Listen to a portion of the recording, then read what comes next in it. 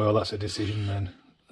Just taking that and a USB cable as opposed to taking all that. So just to say again, the drill bits I'm using are these jobber drill bits. Absolutely fabulous. I used them for the whole of the van build.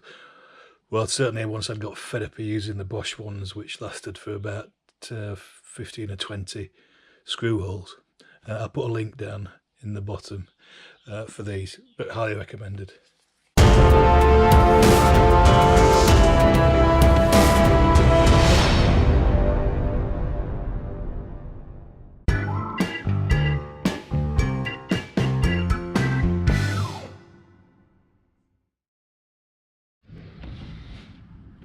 Having been a long-term user of Oral-B and Philips Sonicare, I've got to say this is superb. Been using it for 6 months, and what I particularly like here is the fact that the toothbrush is supported all the way to the top, whereas with the Philips and the Oral-B, they just have a pin here, and the toothbrush often goes because there's too much strain at this point.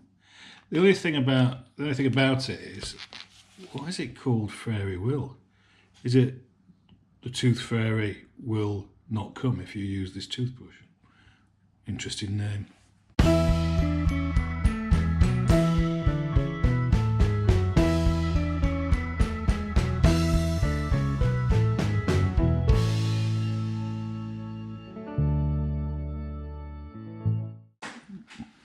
So what I didn't want to have is a gas soldering iron, so I invested a massive £6.95 in this USB charging soldering iron. That's not too bad, is it?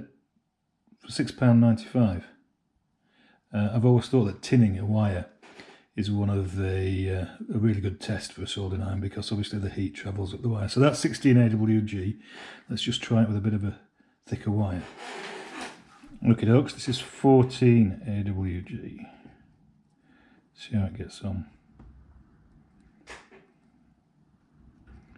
Absolutely no problem. Look at that. Make it a bit of a mess, but yep, works just fine.